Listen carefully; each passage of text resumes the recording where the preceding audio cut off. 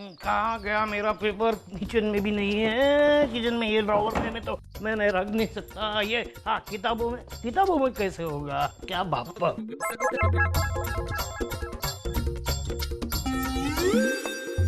अरे इसी टेबल पे बैठ के मैंने कहानी लिखी और वो कहाँ रखी मैंने? वो मैं तो किताब लेने वहां गया, पेपर कहाँ गया?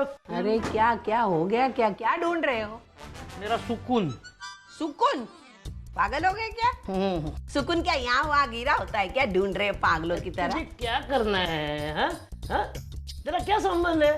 तू जाना अपना काम कर ले। वो मेरा कोई संबंध नहीं। और मुझे जरा भी शौक नहीं तुम्हारी चीजों में नाक डालने का। हाँ। जो ढूंढना है ना, भूतनी की तरह ढूंढते रहो। भूतनी की तरह? हाँ। ये भूतनी। इधर रुक रुक रुक रुक रुक। क्या हुआ? ये क्या है? अरे यही तो कागज है। वो तुझे कहाँ से मिला? कहाँ से मिला? क्या यहाँ ही गिरा था तो मैंने उठा लिया। अच्छा हाँ। ऐसे उठा ली थी? कमाल है यार। अरे ये जो कलाकारी तूने करके रखी है ना, हाँ, वो असल में है मेरी कलाकारी है। हाँ। अरे ऐसा क्या इसमें सोना लगा है जो तुमने मेरा कीमती मसाला नीचे फेंक दिया? इसमें सोना ही है। अरे ये मेरी लिखी हुई कहानी है, तू नहीं समझ पाएगी। मैं किसी और को सुनाने वाला हूँ आज जाके। सुनाने वाला हूँ तो मुझे सुना सकते थे। इसके लिए इतना कीमती मसाला फेंका क्यों? तुमने मेरा मसाला फेंका ना। हाँ, मैं अभी खाना नहीं बनाने वाली। मुझे फिक्र नहीं है तेरे खाने की। हाँ। तुम मुझे खाना दे या ना दे, अरे मेरे खाने का बंदोबस्त दूसरी जगह हो चुका है। मैं वहाँ जाके भरपेट खाना खा सकता हूँ। तो निकल जाइए ना उधर खाना खाने के लिए। देखती हूँ मैं कौन खिलाता है। ठीक है, जाता हूँ। कमाल है, बुढ़े ने खाना ठुकरा कर चला गया। वाकई में उसको ये जगह मिल गई क्या? बुढ़े के पीछे जाकर मुझे देखना पड़ेगा कहाँ गया बुढ़ा खाना खाने। देखती हूँ अभी।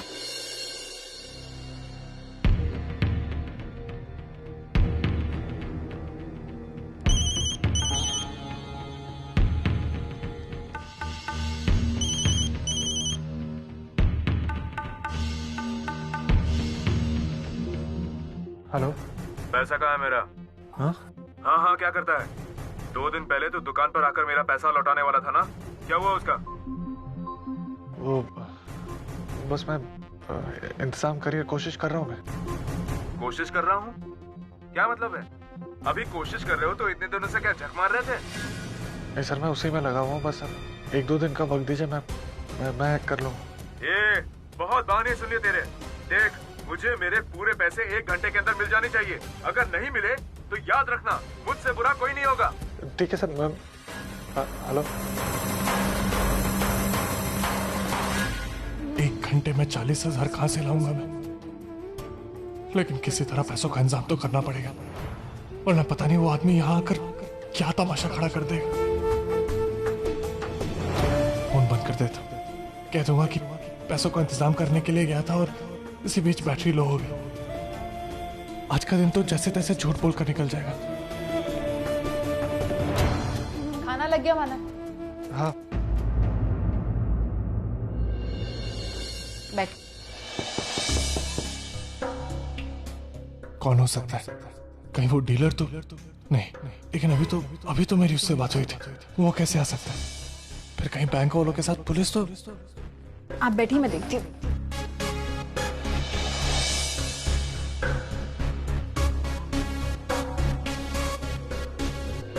अरे बाबा, आप आइए ना। अरे वाह, इसे कहते हैं टाइमिंग।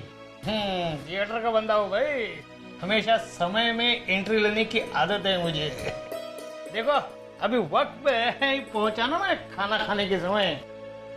कैसे मानो? अच्छा बैठे। हाँ।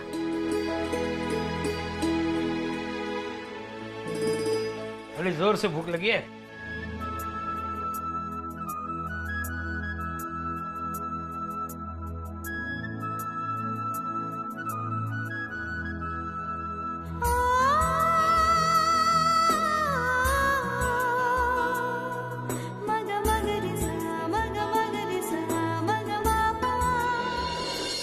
ये बुढ़ा किसके घर में घुसा है देखती हूँ मैं।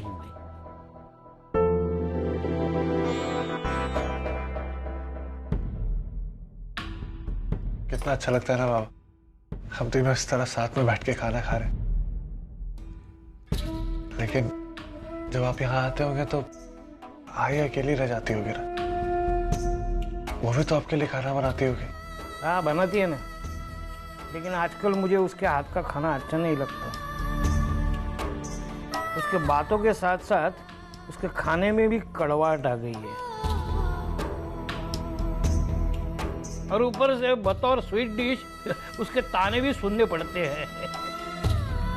अब तुम ही बताओ, उसके साथ खाना खाना किसको अच्छा लगेगा? बाबा मुझे बहुत अच्छा लगेगा। बाबा चाहे कुछ भी हो, लेकिन आई खाना बहुत अच्छा बनाती है। मैं कितनी बार कोशिश करती हूँ आई के जैसा बनाने की, लेकिन कभी बना ही नहीं पाती हूँ। उनके जैसा स्वाद कभी आ ही नहीं सकता, है ना मानव? देखा मानो, यही फर्क है सविता में और अर्चना में। सविता ने अर्चना को उसके प्यार के बदले हमेशा नफरत दी है, लेकिन अर्चना का प्यार कभी कम नहीं हुआ। बदकिस्मत है वो, उसे इसका प्यार समझ में नहीं आता।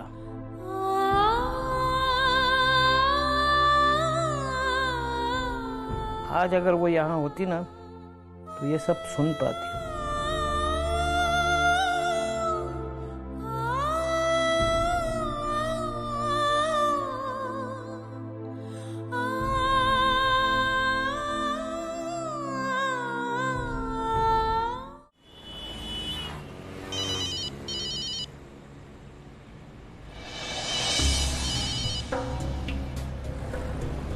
हाँ बोलो।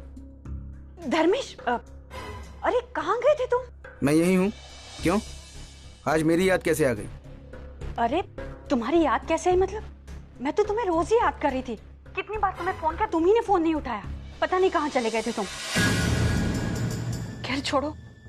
धर्मेश, बात यह है कि वो बैंड्रा वाली सोसाइटी ने हमें नोटिस भेजा है। अगर हमने उनको पैसे नहीं दिए ना तो वो, तुम्हें तो पता है ना कि आजकल हमारी क्या हालत चल रही है। हाँ तो इसमें मैं क्या कर सकता हूँ? मैं क्या करूं मतलब? धर्मेश तुम वो पैसे चुका दो ना। देखो अगर हमने वो पैसे नहीं चुकाए ना तो हमें बहुत नुकसान भुगतना पड़ेगा। तो भुगतो। तुम लोगों के साथ ऐसा ही होना चाहिए। ये तुम क्या कह रहे हो धर्मेश?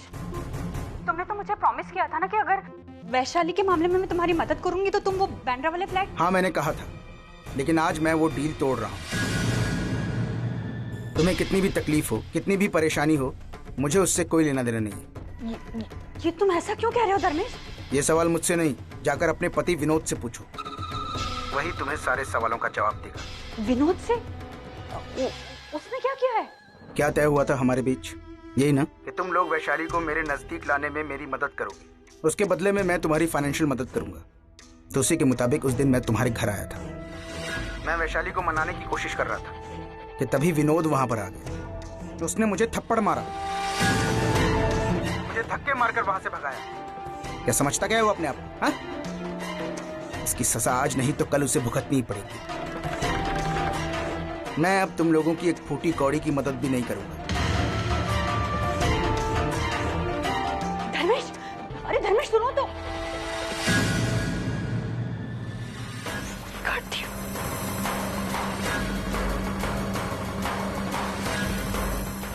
विनोद पीना, क्या जरूरत थी ये सब करने की? अरे कैसे? अहो हाँ मी काय म्हणते, अर्चना और मानव की शादी की सालगिरह है परसों। मैं एक छोटी सी पार्टी रखना चाहती हूँ, आपको क्या लगता है? अरे सुलोचना, इसमें लगना क्या है? तुम कुछ अलग सोचोगी, मैं कुछ अलग सोचूंगा, ऐसा कभी हुआ है क्या? तुम्हारा आइडिया अच्छा है, चलो इस पर अमल करना अभी शुरू करते हैं। हाँ लेकिन पैसे कहाँ से लाएंगे? पार्टी होगी तो मेहमान आएंगे, फिर अर्चना और मानव के लिए छोटा सा गिफ्ट भी हम देंगे। 10-15 हजार तो खर्चा होगा ही, कहाँ से लाएंगे इतने सारे पैसे? तुम क्यों चिंता कर रही हो सुलोचना? अरे मैं कुछ न कुछ इंतजाम कर दूंगा भाई। देखो कितने दिनों के बाद तुमने कोई इच्छा जाहिर की है, हाँ? तो मैं ऐसे थोड़ा ही ना होने दूंगा। हाँ बाबा बिल्कुल ठीक कह रहे हैं। आपकी इस इच्छा को हम पूरी करेंगे और अर्चू और मानव की शादी की सालगिरह धूमधाम से मनाएंगे। ये विनोद, इतने सारे पैसे? भाई मैंने आज ही ये पैसे अजीत से लिए थे। मुझे क्या पता था कि इतने अच्छे काम में ये यूज होंगे। अरे हाँ, लेकिन तुमने ये अपने किसी काम के लिए उठाए होंगे ना, फिर वो काम कैसे? वो सब मैं मैनेज कर लूंगा। और वैसे भी आप दोनों की खुशी से ज्यादा कोई बड़ा काम है मेरे लिए? विनोद, एक बात पूछूं? देख, बुरा मत मानना, ये पैसे तुमने वाकई में अजीत से ही लिए ना? मंजू से तो नहीं लिए? नहीं आई, ये मेरे अपने पैसे हैं, मेरी अपनी कमाई के पैसे हैं। वैसे भी आई, अगर ये पैसे मंजू के होते तो भी क्या फर्क पड़ता? फर्क पड़ता है। मंजू नहीं चाहती कि उसके पैसे सालगिरह पर खर्च हो, और मैं भी नहीं चाहती कि बहू के पैसों से बेटी की खुशियां खरीदी जाए।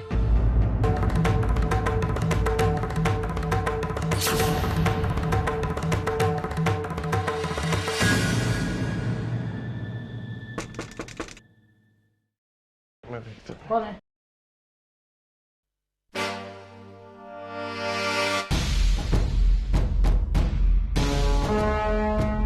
यही है वो इंस्पेक्टर साहब, मानव देशमुख।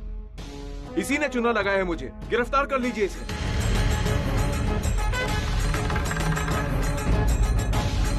एक हफ्ते पहले मुझसे माल लेकर आया था ये कहकर कि मैं शाम को पैसे देता हूँ, और इसके बाद ना ये आया और ना इसका पैसा। और आज तो इसने हद ही कर दी। इसने कहा कि मैं 1 घंटे में पैसे लाकर देता हूँ और अपना फोन बंद करके बैठ गया। लेकिन आपने तो 1 घंटे का वक्त दिया था ना। अच्छा, तो 1 घंटे में पैसों का इंतजाम कर सकते हो? तो चलो ठीक है, 1 घंटे में 15 मिनट बाकी है। जाओ पैसों का इंतजाम करो, मैं रुकता हूँ यहाँ पे।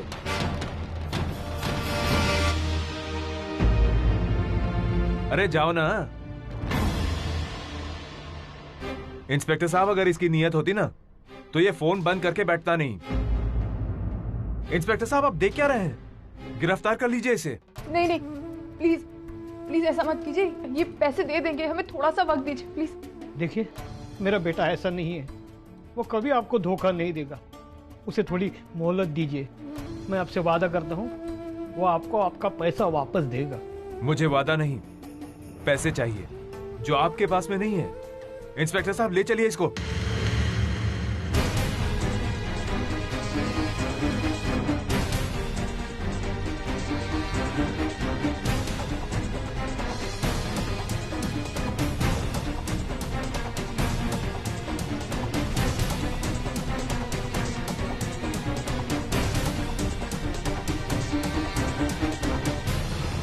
अरे रुको ना।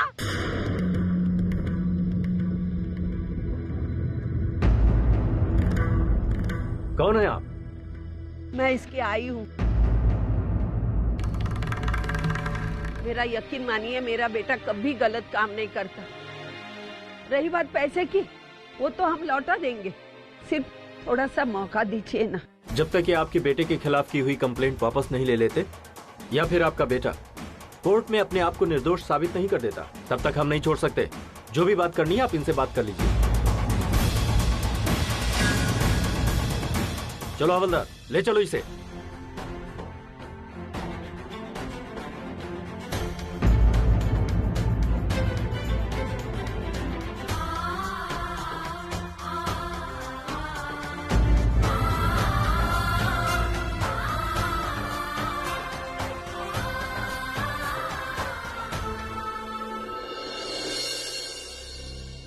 थोड़ा सा मौका दीजिए ना।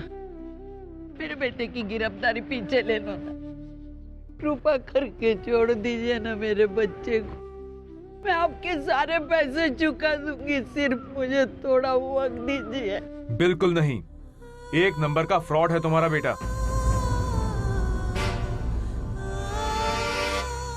आजकल करके उसने पूरा हफ्ता निकाल दिया। अब तो मैं उस पर बिल्कुल भरोसा कर ही नहीं सकता, और आप लोगों पे तो भरोसा करने की बात ही नहीं।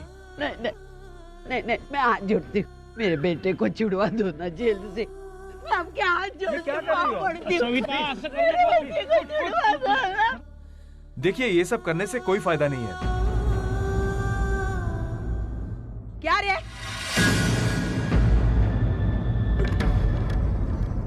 मैं कब से बोल रही हूँ हम तुम्हारा पैसा चुका देंगे, थोड़ा वक्त दो। मैं इतनी गिड़गिड़ा रही हूँ, तेरे कान पर जू तक नहीं रखती। बहरा हो गया क्या तू? मुझे आप क्यों कह रही हैं? एक लफ्ज नहीं बोलना, मुंह नहीं चलाना। ऐसा सिखा दूंगी ना, जिंदगी में तू बिजनेस करने का दोबारा सोचेगा नहीं। चुप, एकदम चुप। देखा, आ गई ना अपनी असली औकात पर। मुझे मालूम था कि ये रोना धोना गिड़गिड़ाना ये सब नाटक था। तुम्हें क्या लगा कि ये रोना धोना देखकर मैं पिघल जाऊंगा? अगर तुम्हारे बेटे की औकात नहीं थी पैसे चुकाने की, तो मुझसे क्यों मान लिया? तू मेरे बेटे की औकात दिखाएगा, फिर तुझे तेरी औकात दिखाती हूँ मैं। सविता है बात। छोड़ना। मेरे बेटे की औकात निकालेगा?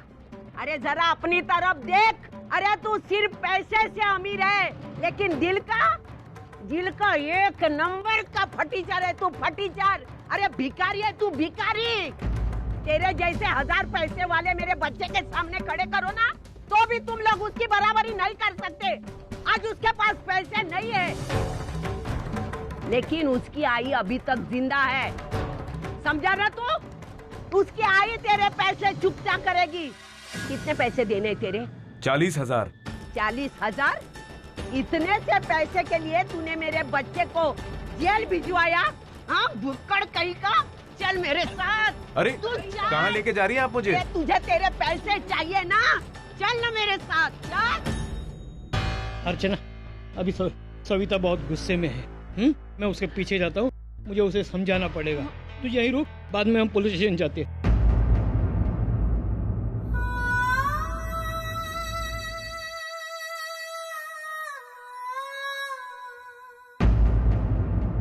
शिंदे, आज टाका ह्याला डाल दे इसे अंदर। इंस्पेक्टर साहब, देखना प्लीज मुझे छोड़ दीजिए, मुझे बस थोड़ा वक्त दीजिए, मैं सारे के सारे पैसों का इंतजाम कर दूंगा। मैं सच बोल रहा हूँ इंस्पेक्टर साहब, प्लीज। ए बस कर, कितना बोलता है रे तू? मैंने बोला ना कि मैं तेरी कोई मदद नहीं कर सकता। एक बार मेरी बात सुन लीजिए ना प्लीज। अरे नहीं सुन सकता रे बाबा, मुझे ऊपर से ऑर्डर मिला है तुझे अंदर डालने के लिए, और तुझे पता है उस आदमी की पहुंच ऊपर तक है। अक्खा पुलिस स्टेशन हिला दिया उसने। अब जब तक तू उसका पैसा नहीं चुका देता, किसी का बाप भी तुझे नहीं छोड़ा सकता। ए शिंदे, डालना रे अंदर तू।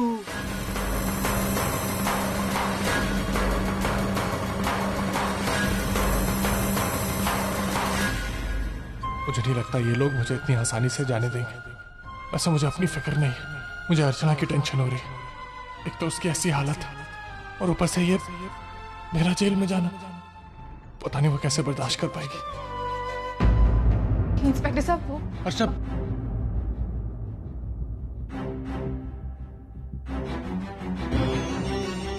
मानव, अब यहाँ तुम चिंता मत करो अर्चना, सब ठीक हो जाएगा। मानव, लेकिन आप ये पुलिस ऐसे कैसे मानेगी? मैं कह रहा हूँ तुम चिंता मत करो, मैं बात कर रहा हूँ इंस्पेक्टर साहब से, वो छोड़ देंगे मुझे। इंस्पेक्टर साहब, प्लीज प्लीज इन्हें छोड़ दीजिए, इन्होंने कुछ नहीं किया, मेरी बात का विश्वास कीजिए। इतनी देर तक वो सता रहा था, अब तुम आ गई सताने। हाँ, बोला ना कि जब तक तुम उस आदमी के पैसे नहीं चुका देते, मैं इसे नहीं छोड़ सकता। अरे हम पैसे भर देंगे, जिनको भी पैसे देने हम दे देंगे, लेकिन जब तक आप इन्हें छोड़ेंगे नहीं, हम पैसों का इंतजाम कहाँ से करेंगे? प्लीज इन्हें छोड़ दीजिए, मैं आपके सामने हाथ जोड़ती हूँ, प्लीज। मैडम, वो सब मैं नहीं जानता। आप कैसे पैसों का इंतजाम करेंगी वो आपका काम है, और आप अभी हमें तंग मत कीजिए, काम करने दो।